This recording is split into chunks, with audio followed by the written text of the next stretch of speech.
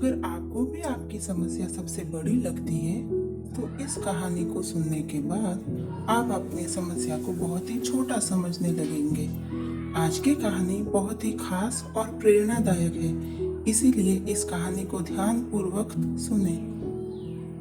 एक बार की बात है, एक बहुत प्रसिद्ध और प्रबुद्ध बौद्ध भिक्षु थे जो वर्ष के अधिकांश समय तक बहुत ही दुर्गम और बहुत ऊंचे पहाड़ में रहा करते थे। उस पहाड़ पर चढ़ना बहुत मुश्किल था, इसीलिए साल भर में भी बहुत कम लोग उनसे मिलने के लिए आया करते थे। उनसे मिलने तो वही शख्स चाहता था जिसे या तो उनसे मिलने में बहुत दिलचस्पी थी या फिर उसे कोई बड़ी समस्या थी जिसके लिए उसे किसी समाधान की जरूरत होती थी। नहीं तो ज्यादातर लोग उनसे तब मिलने जाते थे जब वह पहाड़ से नीचे आया करते थे।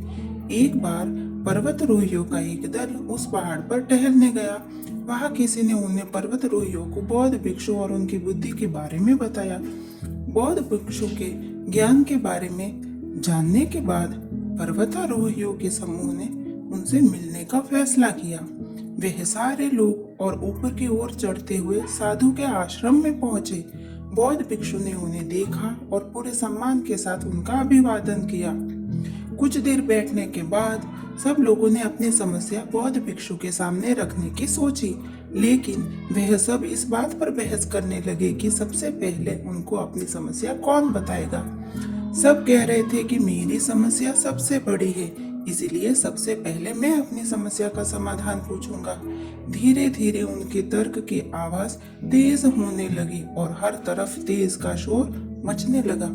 यह देखकर बौद्ध भिक्षु चिल्लाए, आप सब शांत हो जाइए, मेरे पास इस समस्या का समाधान है। इतना कहकर बौद्ध भिक्षु वहां से उठकर अपने कुटिया के भीतर चले गए। कुछ देर बाद अपने हाथ में एक कागज और कलम और एक कटोरा लेकर आए।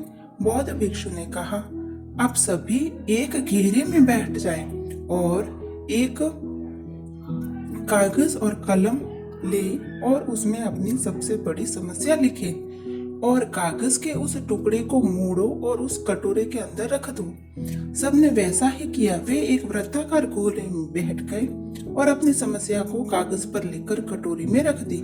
इसके बाद बौद्ध भिक्षु ने वह कटोरा उठा लिया और अच्छी तरह से हिलाकर कागज की पर्चियों को अच्छी तरह मिला लिया, जिससे पता न चले कि कौन सा पर्चा है। फिर बहुत ही शांति से पास बैठे पहले व्यक्ति को वह कटोरा देते हुए बोले, इस कटोरे को एक एक करके हिलाते रहे और हर एक व्यक्ति वही कागज उठाएगा जो कागज सबसे ऊपर होगा। फिर उस कागज पर लिखी समस्या को पढ़िए और सोचिए, अगर आपके जीवन में भी वही समस्या है जो आप अभी पढ़ रहे हैं या आपकी अपनी समस्या ठीक थी। एक एक करके सभी ने कटोरी में से कागज उठाया और एक दूसरे की समस्याओं के बारे में पढ़ा। जब सभी को दूसरों की परेशानियों का पता चला तो वे डर गए और फिर अंत में सभी इस निष्कर्ष पर पहुंचे कि उनकी समस्या दूसरों की तरह बड़ी नहीं है और कुछ ही समय में उन्होंने अपनी समस्याओं के साथ एक दूसरे के कागजात लौटा दिए। अब सबके पास अपने प्रश्न आ गए थे और मन में सोच रहे थे और खुद को दूसरों से ज्यादा भाग्यशाली मान रहे थे। उन सभी ने आंखें खोलने के लिए बौद्ध भिक्षु को हृदय से धन्यवाद किया और वहां से चले गए। दोस्तों, हम सभी को अपना दर्द बहुत बड़ा लगता है, लेकिन कुछ कहानियां ऐसी होती है जो हमें छोटा महसूस कराती है। एहसास करें कि हम जिंदगी से कितनी शिकायत करते रहते हैं और हम आभारी होना पूरी तरह से भूल जाते हैं। अगर हम अपने चारों ओर ध्यान से देखें तो हम पाएंगे कि हर व्यक्ति सोचता है कि उसकी समस्या सबसे बड़ी है। सिर्फ वही है जो इतनी सारी समस्याओं का सामना कर रहा है, उसकी किस्मत ही खराब है।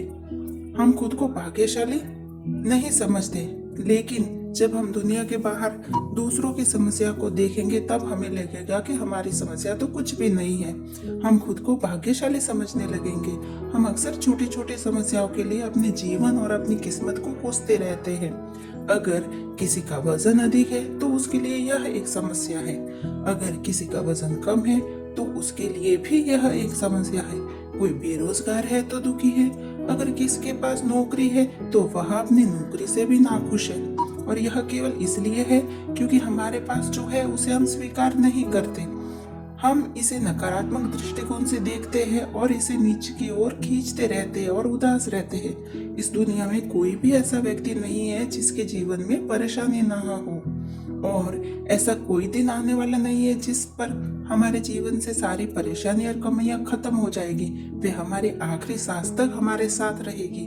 जरा सोचिए कि अगर हमारे जीवन में कोई दुख और परेशानी ना हो तो हम सुख की अनुभूति कैसे कर पाएंगे। हम माने या न माने, समस्या हमारे जीवन का हिस्सा है। उनसे खुद हमें उनका सम्मान करना होगा, और समस्या का सामना करने का पहला नियम है उन्हें दिल से स्वीकार करना और फिर उन्हें हल करने के लिए उचित कदम उठाए, क्योंकि समस्याओं से बचने का एक ही उपाय है, उनका समाधान किया जाए। इसी तरह की और कहानियाँ सुनने के लिए चैनल को सब्सक्राइब करें।